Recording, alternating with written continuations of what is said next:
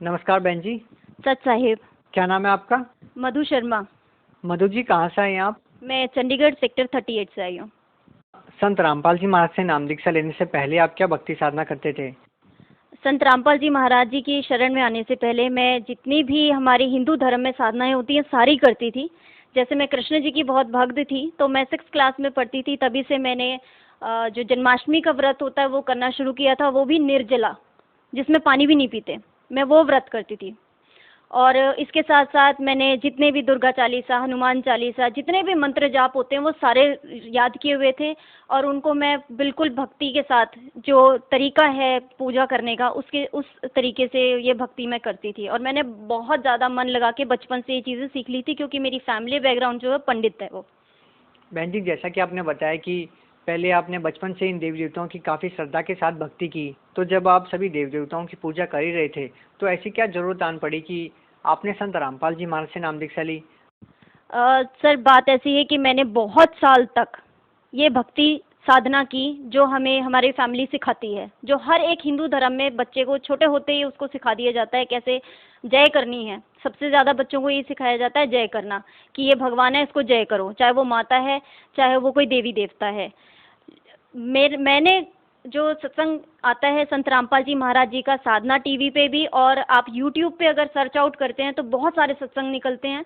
मैंने उन्हें डाउनलोड किया, उन्हें सुना, उन्हें भी सुना, और उसके साथ साथ जैसे हमारे संत सतगुरु रामपाल जी महाराज जी उदाहरण देते हैं कि इस श्लोक में ये लिखा है, गीता में ये लिखा है, शास्त्रों में ये लिखा है, वेद में ये लिखा है, तो वो खोल खोल कर, क्योंकि पढ़ा लिखा समाज है, तो किसी के बोलने पे, चाहे वो गुरु जी खुद बोले, संत रामपाल जी महाराज जी खुद क्यों ना बोले, तो हम इतनी जल्दी ट्रस्ट नहीं करते, इतनी जल्दी विश्वास नहीं करते। मैंने यूट्यूब पे सारे उनके सत्संग निकाले, जो जो श्लोक वो कहते थे वो मैंने नोट डाउन किए। उसके साथ साथ मैंने गीता, जो घर पे हमारे सबके अवेलेबल होती है, मैंने वो खोली, और वो श्लोक और उनका जो उसका अर्थ है, मतलब है, वो मैंने टैली किया। तो मुझे पता लगा कि ये जो हम आज तक भक्ति साधना कर रहे थे, इसका कोई लाभ भी नहीं है, क्योंकि मैंने पूरे 15 साल अपनी ज़िंदगी में, 15 साल में, आज 35 साल की हूँ, मैंने बहुत ज़्यादा भक्ति साधना की, लेकिन कोई लाभ नहीं हुआ। बहन जी, जैसा कि आपने बताया कि संत रामपाल जी महाराज ने शास्त्रों के गूढ़ रहस्य को खोल खोल कर दिखाया है, लेकिन अगर देखें तो बहुत सारे संत और महंत ऐसे हैं जो संत रामपाल जी महाराज के बारे में ये कहते हैं कि उनको संस्कृत भाषा नहीं आती, और वो तथ्यों को तरोड़ मरोड़ के पेश करते हैं। तो इस बारे में आप क्या कहना चाहेंगे? मैं यही इस बारे में क्लियर करना चाहूँगी, जितने भी हमारे ग्रंथ हैं, शास्त्र हैं, वो चाहे संस्कृत में हो या किसी भी लैंग्वेज में हो, आज की डेट में इतनी सारी फैसिलिटीज़ अवेलेबल हैं कि आप उनका ट्रांसलेशन खुद भी करके उन्हें पढ़ सकते हैं, समझ सकते हैं, और उनका जो डिफ्रेंशिएट है वो क्लियर हो सकता है। आप समझ सकते हैं कि कहाँ पर अर्थ सही है, कहाँ पर अर्थ गलत है। उसके साथ, जैसे मेरे को संस्कृत आती थी, मैंने संस्कृत पढ़ी थी, मुझे संस्कृत का नॉलेज था, तो मैंने गीता का ज्ञान जब उसको चेक आउट किया, उसे जब मैंने देखा, तो मुझे पता लगा कि जो ज्ञान एक्चुअल हम आज तक सुनते आए वो, और संत रामपाल जी महाराज जी जो ज्ञान, जो अर्थ उन श्लोकों का, उन जो गीता में लिखा हुआ है, सारा उनका सरलार्थ करते हैं, उनमें कितना फ़र्क है। बहन जी, आप एजुकेटेड हैं, शिक्षित हैं। बहुत सारे ऐसे लोग हैं जो ये कहते हैं कि जो लोग संत रामपाल जी महाराज से अभी भी जुड़े हुए हैं, वो एक अंधभक्ति के तहत उनसे जुड़े हुए हैं। तो आप उन लोगों को क्या कहना चाहेंगे? देखिए, आज की डेट में, आज के समाज में, इतना पढ़ा लिखा समाज है हमारा, कहीं भी मुझे ये बात खरी नहीं लगती कि अनपढ़ समाज जाता है। समाज वही वहाँ जाएगा जिसे ज्ञान होगा। अज्ञानी आदमी कभी भी फर्क नहीं कर सकता, वो भेड़ चाल कहलाती है। और अगर हम कहें कि पढ़ा लिखा समाज अगर जाता है हिसार तारीख पर संत रामपाल जी महाराज जी की, तो उसके पीछे कारण होगा। भेड़ चाल वो पुराने ज़माने की बातें हैं। आज की डेट में कोई भी बात अगर हमें पता लगती है तो हम सबसे पहले उसके तथ्यों को खंगालते हैं, तथ्यों तक जाते हैं। तो जो भी समाज है वो सब सच्चाई जानने के बाद हिसार तारीख पर जाती है, वरना कोई भी, आपको पता है, अगर हम संत रामपाल महाराज जी की तारीख पर हिसार जाते हैं तो वहाँ पर हमारे साथ बदसलूकी की जाती है। कोई भी आम आदमी वहाँ पर बदसलूकी सहन करने क्यों जाएगा, अगर उसे नॉलेज ही नहीं हो कि वो क्यों जा रहा है। बहन जी, हमें ये भी सुनने को मिला है कि संत रामपाल जी महाराज से नाम दीक्षा लेने के लिए श्रद्धालु को पैसे देने पड़ते हैं। ये तो सबसे बड़ा भ्रम है। पूरे टीवी चैनल्स का श्रेय जाता है जो ये भ्रम फैलाते हैं कि संत रामपाल जी महाराज जी का नाम दीक्षा अगर आपने उनसे लेनी है तो आपको ये पैसे देने पड़ेंगे, वो पैसे देने पड़ेंगे। जी मैं भी आम आदमी हूँ, इसी भारत का नागरिक हूँ, और मैंने भी, मेरे परिवार ने भी, मेरा 10 साल का बच्चा है, मेरे भगत जी हैं, मेरे हस्बैंड, जब हम लोगों ने नाम लिया था तो हमने कोई 1 रुपया भी नहीं दिया था। सबसे पहले ये भ्रम आप लोग अपने दिमाग से निकाल दें कि संत रामपाल जी महाराज जी के आश्रम में कोई पैसा देना पड़ता है। मैंने कुमार स्वामी महाराज जी भी हैं संत, जिनसे नाम लिया था, लेकिन वहाँ पर मेरे को नाम लेने के पीछे पहले रकम देनी पड़ी थी, पैसे देने पड़े थे। उसके बाद वहाँ पर जो मैंने भक्ति उनसे भी लेकर के 1 साल तक करी, तो उसको छोड़ने का कारण सिर्फ एक था, पैसा। और अगर मैं संत रामपाल महाराज जी की आज शरण में आई हूँ तो यहाँ पर सबसे पहली बात तो आर्थिक आपकी जो भी स्थिति है, आपको उसका यहाँ कोई लेन देन नहीं है, यहाँ आपको कोई पैसा नहीं देना पड़ता।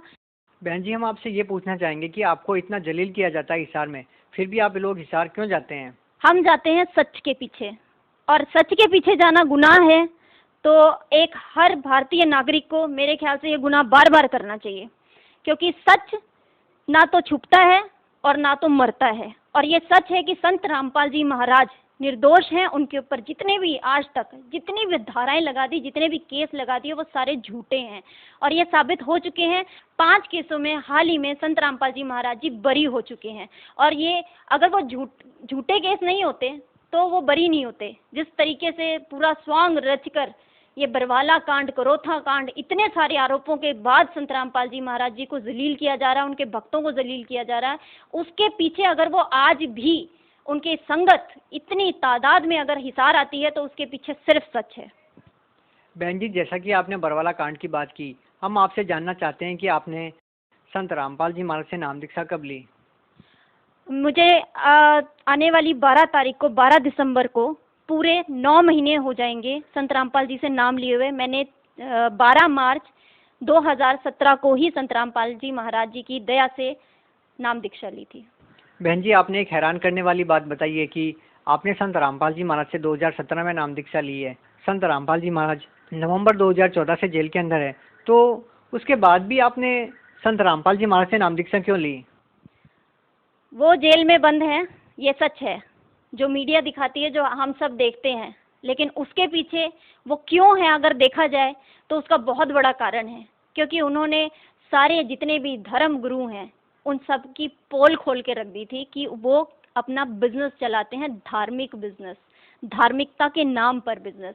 और मैं उनसे जुड़ी थी, मेरा परिवार उनसे जुड़ा था, इसीलिए जुड़ा था क्योंकि हमने ये भेद देख लिया था कि वो जो ज्ञान बताते हैं वो ज्ञान सच्चा, और हम ज्ञान आधार से जुड़े थे। उससे पहले मुझे ज्ञान नहीं था, इसलिए मैं ये मौका चूक गई और इतना लेट हो गई नाम दीक्षा लेने में। बहन जी, आप ये बताइए, आपको संत रामपाल जी महाराज से नाम दीक्षा लेने के बाद क्या क्या लाभ मिले? ये परमात्मा की बहुत असीम कृपा है कि मुझ जैसे नीच जीव के ऊपर परमात्मा पल पल, एक एक सेकंड बहुत ज़्यादा अपनी दया करते हैं। उनकी दया से आज शारीरिक तौर पर मैं स्वस्थ हूँ। मुझे हाल ही में डेंगू हुआ था, पिछले महीने की बात है, और मेरा इलाज चल रहा था प्राइवेट हॉस्पिटल में, चंडीगढ़ में ही, सेक्टर 40 में। तो वहाँ से मुझे ट्रांसफ़र कर दिया गया था सरकारी हॉस्पिटल में, क्योंकि मेरा केस बिगड़ गया था और मैं बिल्कुल मरने की कगार पे थी, दिन रात उल्टियाँ और बहुत हालत मेरी ख़राब थी। उसके बाद परमात्मा जी ही थे जिन्होंने मुझे बचाया है, क्योंकि उनकी भक्ति, सद्भक्ति करते हुए ही मैं आज जिंदा हूँ। मैं मर चुकी होती। उससे पहले की बात करें तो मुझे 11 साल से पुराना थायराइड है, और थायराइड मुझे 2 तरीके का होता है, हाइपोथायराइडिज्म और हाइपरथायराइडिज्म। यहाँ पर सिचुएशन इसलिए बिगड़ जाती है क्योंकि मुझे दोनों का ही कॉम्बिनेशन है, जिसकी वजह से मुझे डॉक्टर SK माथुर, जो चंडीगढ़ PGI में भी बैठते हैं, स्पेशलिस्ट रहे हैं, उन्होंने लिख के दिया था कि आप 2-3 महीने के अंदर मर जाएंगे अगर आप थायरक्सिन, जो मेडिसिन है थायराइड की, अगर वो नहीं खाते हैं तो। और मेरी जो कंडीशन थी वो पागलों वाली थी। मैं अपने बाल खींचती थी, जब मेरे को सिर दर्द होता था, स्ट्रेस होता था, मैं पेन किलर डाइक्लोविन प्लस खाती थी, क्योंकि मुझे किसी भी मेडिसिन से, किसी भी योगा आसन, किसी भी चीज़ से कोई फ़र्क नहीं पड़ता था। तो वो दवाइयाँ लेते लेते 11 साल से मैं थक चुकी थी। जब मैंने संत रामपाल जी महाराज जी से दीक्षा ली, मैंने उस नाम दीक्षा लेने के दूसरे दिन ही दवाई लेकर के डस्टबिन में फेंक दी। सुबह सुबह का समय था, मेरे भगत जी मेरे हस्बैंड मेरे साथ खड़े थे, उन्होंने हैरानी के साथ मुझे पूछा कि आपने दवाई कैसे फेंक दी, आपको तो डॉक्टर ने कहा आप मर जाओगे, आप ये दवाई कैसे फेंक रहे हो। मैंने उनको कहा कि मुझे विश्वास है, मैं अब पूर्ण परमात्मा की शरण में हूँ, संत रामपाल जी की शरण में हूँ, मुझे दवाई लेने की जरूरत नहीं पड़ेगी, देखी जाएगी जो भी होगा। उसके बाद 6-7 महीने तक मैंने दवाई नहीं खाई और ये जो दासी है मधु आपके सामने खड़ी है, मैं जिंदा हूँ, अब मैं दवाई नहीं लेती और परमात्मा की दया से बिल्कुल स्वस्थ हूँ। बहन जी, आप भगत समाज को क्या संदेश देना चाहते हैं? मैं हाथ जोड़ के दोनों हाथों से इस पूरे समाज, इंडिया, फॉरेन, अब्रॉड, जहाँ जहाँ लोग बैठे हैं, उन सब जीवों से विनती करना चाहती हूँ, लोगों से विनती करना चाहती हूँ, ये पूर्ण संत है, इनका आप ज्ञान सुने और ज्ञान आधार से जुड़ें, किसी को देख करके अपने आप को इस भक्ति मार्ग से ना जोड़ें। ये पूर्ण संत है, इनका ज्ञान सच्चा है, आप उसे टैली करें, चेकआउट करें, श्लोक देखें, संस्कृत के वर्ड्स चेक करें, ट्रांसलेट करें, पूरा ज्ञान समझें, उसके बाद आप ज़रूर जुड़ें, क्योंकि ये परमार्थ का मार्ग है। पढ़ा लिखा समाज बहुत है, डॉक्टर है, इंजीनियर हैं, हर एक लेवल का यहाँ पर जो है वो आदमी इंसान जुड़ा हुआ है जो अपना कल्याण करवा रहा है। आप लोग भी आके नाम दीक्षा लें, ज्ञान समझें, और जो साधना चैनल, हर टीवी चैनल्स पे नीचे स्क्रीन पे नंबर्स आते हैं, आप उन पे कॉल कर सकते हैं, आप बुक्स मंगवा सकते हैं जिनमें ज्ञान है। अगर आपने नाम दीक्षा लेनी है तो भी आप इन नंबर्स पे कॉल करके आप अपना जीवन ज़रूर सुधारें, यही एक आखिरी मौका है। बहुत बहुत धन्यवाद जी। सच साहिब।